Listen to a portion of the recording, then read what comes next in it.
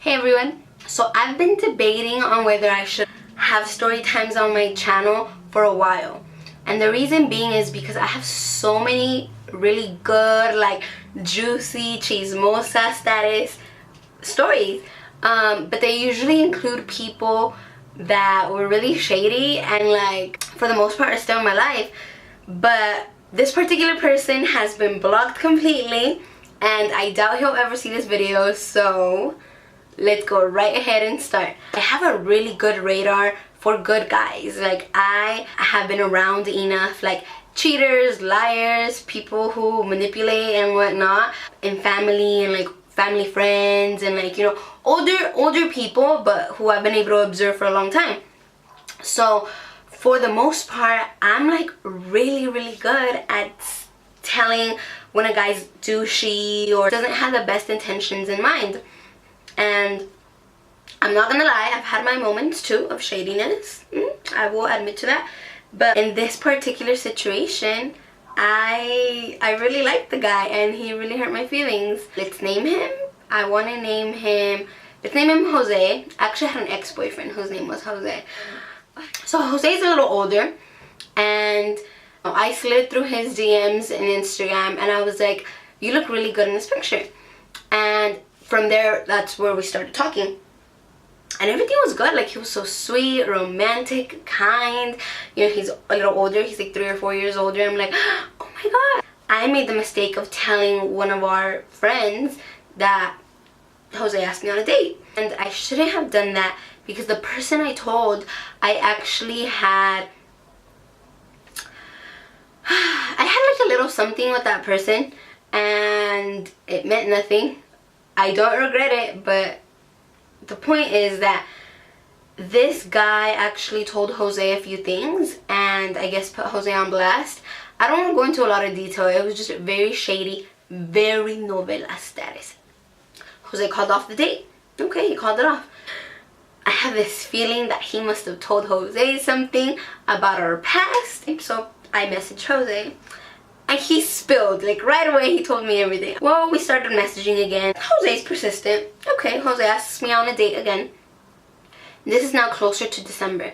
And out of nowhere he gets sick. He texted me and he said, I'm sick. I'm like really sick. And at first I thought he was making another excuse. I should have known. It was a red flag that, first of all, he called off the first date. Second of all, he is now sick. And third of all, like the texting kind of had changed. It had slowed down. He wasn't trying as hard anymore. I wanted to give him the benefit of the doubt and I was excited for the date. The doctor had told him he had X amount of days to get ready. To get better. And by the time we had our date, it would have been those days. Okay, so we were texting and everything was, you know, seemed fine. Comes the day before the date and he stopped texting me. So I was like, I know the date's not gonna happen, like I know. So I asked him one question. I said, I have a question, ... And I was gonna wait for him to answer. And when he did, I was gonna say, do you know where I live so you can come pick me up? But he never answered. Comes the morning of the date, nothing. So then what I did is I didn't get ready because if he doesn't come, I'm gonna go for a run and run off my anger because I want to have good outlets. So I did. I ran. My mom was actually excited for me because I feel like my mom's trying to like find my soulmate soon because I'm the oldest and whatnot. About a month goes by, he starts Snapchatting me again. And I wouldn't open them for a while, and then when I did, I wouldn't answer. But he kept on Snapchatting me. So finally I snapped and I was like, don't talk to me, don't message me because you stood me up and blah blah blah. I don't want anything to do with you.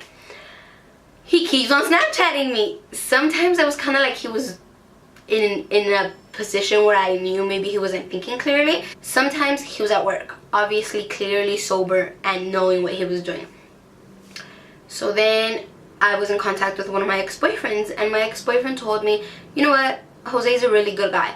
Give him a chance. Just text him and ask him why he didn't show up or he just stood you up. So I did, and at first he was like putting the blame on me.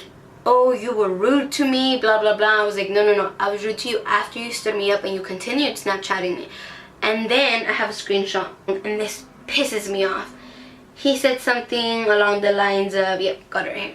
I'd rather you hate me than tell you how I feel.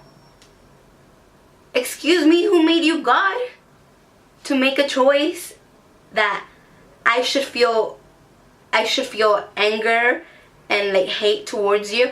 And basically he told me, well, I just don't think I'm boyfriend material for you. I don't think we would be good for each other, so I just, you know, it didn't matter, so I just didn't message you. And I was like, but you're messaging me now, in my head. He could have told me. He's 26, 27. He should have had the guts to talk to me.